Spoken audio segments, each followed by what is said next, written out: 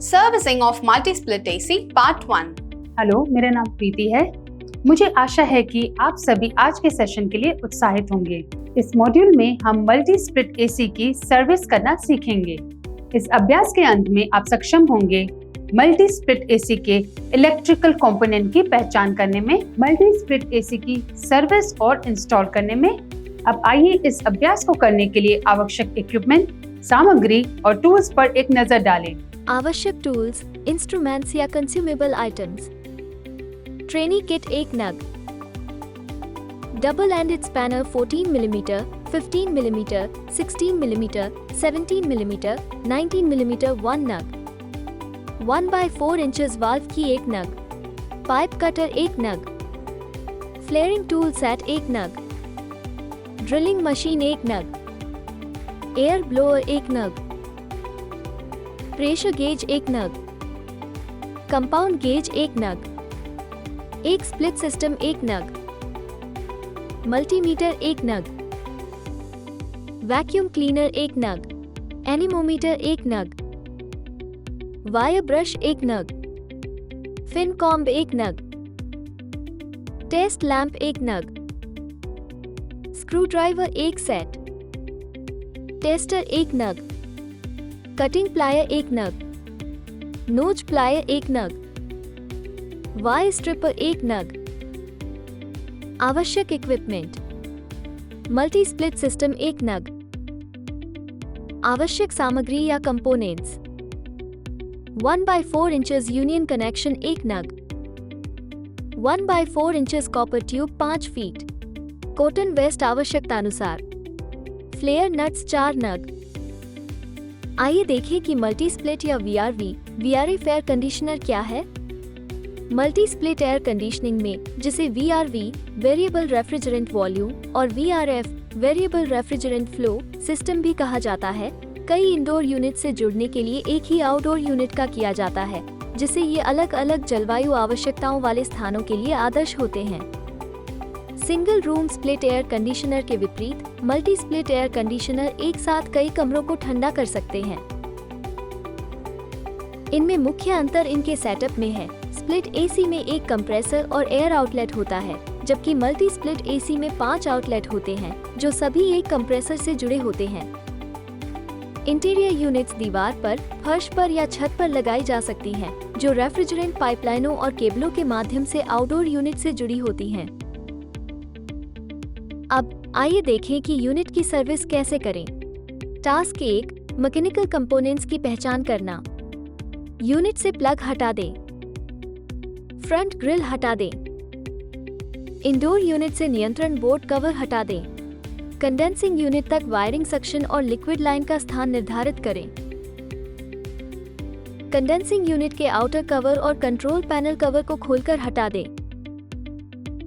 Label किए गए components को पहचानें। Compressor outdoor.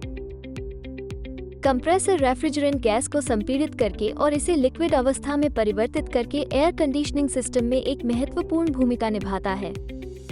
Condenser outdoor. Condenser एक महत्वपूर्ण कंपोनेंट है जो पर्यावरण में गर्मी निष्कासित करके हवा को ठंडा करता है। Dryer, filter outdoor. कुछ हैवी ड्यूटी एयर कंडीशनर में बड़े कंडेंसर होते हैं जो रेफ्रिजरेटर या फ्रीजर की कूलिंग क्षमता को टक्कर दे सकते हैं। Evaporator coil indoor. Indoor unit के भीतर एवापोरेटर कॉइल परिवेश से ऊष्मा को अवशोषित करके और इसे रेफ्रिजरेंट में स्थानांतरित करके हवा को ठंडा करने के लिए महत्वपूर्ण है। Accumulator indoor. एक्यूमुलेटर का उद्देश्य कंप्रेसर क्रैंककेस में प्रवेश करने से पहले लिक्विड रेफ्रिजरेंट को रोकना और बनाए रखना है। यह एवापोरेटर और कंप्रेसर के बीच सक्शन लाइन में स्थित होता है। Expansion valve indoor. एक प्रेशर कंट्रोलिंग डिवाइस के रूप में कार्य करते हुए, एक्सपेंशन वाल्व सिस्टम के भीतर इष्टतम प्रेशर लेवल बनाए रखने के लिए रेफ्रिजरेंट के प्रवाह का विस्तार करता है। Capacitor indoor. एक कैपेसिटर स्टार्टअप के दौरान एयर कंडीशनिंग सिस्टम को स्थिर करने में सहायता करता है। PCB indoor unit. एक पीसीबी या printed circuit board AC power देने में सक्षम पावर सप्लाई सिस्टम के रूप में कार्य करता है। इसकी मुख्य भूमिका आपके वॉल आउटलेट से प्राप्त एसी वोल्टेज को आपके विभिन्न उपकरणों और डिवाइस द्वारा उपयोग करने योग्य डीसी वोल्टेज में बदलना है। Air blower indoor. पंखे के समान एयर ब्लोअर पूरे कमरे में ठंडी हवा वितरित करने में सहायक होता है, जिससे पूरे एयर कंडीशनिंग सिस्टम का कुशल संचालन सुनिश्चित होता है। रेफ्रिजरेंट सिस्टम हीट ट्रांसफर के माध्यम के रूप में रेफ्रिजरेंट ऊष्मा को अवशोषित करता है और एक क्षेत्र से दूसरे क्षेत्र में स्थानांतरित करता है, जिससे गर्म दिनों के दौरान कमरे को ठंडा करने में सहायता मिलती है। Air filter indoor. एक एयर फिल्टर धूल और गंदगी जैसे ठोस कणों को रोकते हुए वायु प्रवाह की अनुमति देता है। ड्रेन होज इंडोर या आउटडोर। ड्रेन होज कंडेंसर से पानी निकालने की सुविधा प्रदान करती है। Motor fan outdoor. Motor fan condenser से गर्म हवा को वातावरण में बाहर निकालने में सहायता करता है, इस प्रकार कूलिंग प्रक्रिया में योगदान देता है। Thermistor indoor. Thermistors temperature sensor हैं। एयर कंडीशनिंग में इसका उपयोग उपयोगकर्ताओं को उनकी प्राथमिकताओं के अनुसार कमरे के तापमान को नियंत्रित करने में सक्षम बनाने के लिए किया जाता है। संदर्भ के लिए कंपोनेंट्स और कार्यों के नाम एक टेबल में रिकॉर्ड करें। टास्क 2 कूलिंग कॉइल निरीक्षण और सफाई। स्प्लिट एयर कंडीशनर शुरू करें। एनीमोमीटर से कूलिंग कॉइल में एयर फ्लो को मापें और थर्मामीटर का उपयोग करके ग्रिल टेम्परेचर नोट करें। यदि एयर फ्लो कम हो तो कॉइल को साफ करें। फ्रंट और साइड पैनल को खोलकर हटा दें, फिर उन्हें साबुन के पानी से साफ करें। एयर फिल्टर को बिना नुकसान पहुंचाए सावधानी पूर्वक बाहर निकालें। इवेपोरेटर, कूलिंग कॉइल, फिन्स का निरीक्षण करें और गंदा होने पर सोप सॉल्यूशन और वैक्यूम क्लीनर से साफ करें। ब्लोअर मोटर को सुरक्षित रखें। एवापोरेटर कॉइल को साफ करने के लिए वायर ब्रश का उपयोग करें। कॉइल को वैक्यूम से साफ करें। यदि आवश्यक हो तो कूलिंग कॉइल को धोने के लिए क्लीनिंग सॉल्यूशन का उपयोग करें। फिन कॉम से फिन्स को सीधा करें। फिन्स को पानी के प्रेशर से धोएं। ब्लोअर मोटर से कवर हटा दें। ब्लोअर मोटर को लुब्रिकेट करें। फ्रंट और साइड पैनल को दोबारा जोड़ें। एयर फिल्टर को साफ करें और पुनः इंस्टॉल करें। यूनिट को रीस्टार्ट करें। एनीमोमीटर से एयर फ्लो मापें और प्रारंभिक रीडिंग से तुलना करें। ग्रिल टेम्परेचर और कट की जांच करें। टास्क 3 एयर फिल्टर का निरीक्षण और सफाई। फ्रंट ग्रिल खोलें। प्रत्येक एयर फिल्टर के सेंटर टैब को धीरे से उठाएं, फिर उन्हें हटाने के लिए नीचे की ओर खींचें। फिल्टर को पानी या वैक्यूम क्लीनर से साफ करें। स्टबन धूल के लिए गर्म पानी के साथ नर्म डिटर्जेंट का उपयोग करें। फिल्टर को छाया में सूखने दें। फिल्टर को वापस फ्रंट पैनल के स्लॉट में रखें। फ्रंट ग्रिल को दोनों तरफ और बीच में सुरक्षित करें। नोट: गंदे एयर फिल्टर के साथ ऑपरेशन करने से कूलिंग क्षमता कम हो जाती है और ऊर्जा बर्बाद होती है। टास्क 4 फैन के मोटर का निरीक्षण। निरीक्षण से पहले सुनिश्चित करें कि ऑपरेशन बंद है और ब्रेकर ऑफ है। फैन मोटरों से कैपेसिटर हटा दें। कैपेसिटर को पावर सप्लाई से संक्षेप में जोड़कर उसका परीक्षण करें। अलग करने के बाद कैपेसिटर के दोनों टर्मिनलों को छोटा करें। यदि यह चमकता है तो यह उपयोग योग्य है, यदि नहीं तो कैपेसिटर बदलें। टेम्परेचर या मल्टीमीटर का उपयोग करके रनिंग और स्टार्टिंग वाइंडिंग की निरंतरता का परीक्षण करें। मुक्त संचलन सुनिश्चित करने के लिए मोटर शाफ्ट को घुमाएं। बियरिंग्स की जांच करें। सुनिश्चित करें कि कंडेंसर ब्लेड और एवापोरेटर ब्लोअर स्वतंत्र रूप से घूमें। मोटरों को लुब्रिकेट करें। मोटर साफ करें। कैपेसिटर और फैन मोटर के लिए इलेक्ट्रिकल कनेक्शन पुनः कनेक्ट करें। यदि condenser blade condenser fins, base plate या श्राउड को छूता है तो ब्लेड या मोटर को समायोजित करें। यदि एवापोरेटर ब्लोअर हाउसिंग को छूता है तो उसकी पोजीशन को समायोजित करें। विभिन्न कंपोनेंट्स का परीक्षण करें। दोषपूर्ण पार्ट्स की जांच करें और यदि कोई हो तो उन्हें बदल दें। एक बार जब आप अलग अलग पार्ट्स की जांच कर लें तो यूनिट को फिर से असेंबल करें। इसे ऑन करें और इसके ठीक से काम करने की जांच करें। इससे मल्टी स्प्लिट एसी की गहन जांच सुनिश्चित होती है। इंस्टॉलेशन: यथासंभव ठंडी जगह चुनें। जगह अच्छी तरह हवादार होनी चाहिए। और अंदर आने वाली हवा बाहरी तापमान से अधिक गर्म नहीं होनी चाहिए, अधिकतम 45 degree Celsius.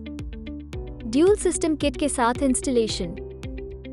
Dual system kit refrigerant circuit को 2 सर्किटों में विभाजित करती है, जिससे एक ही आउटडोर यूनिट के साथ 2 कमरे की एयर कंडीशनिंग सक्षम हो जाती है। ड्यूल सिस्टम किट का उपयोग करते समय 2 इंडोर यूनिट्स, कुल 4 यूनिट्स को एक सिंगल आउटडोर यूनिट से जोड़ा जा सकता है।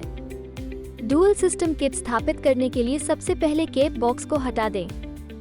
इसके बाद आपूर्ति की गई कनेक्टिंग पाइप को ड्यूल सिस्टम किट से कनेक्ट करें।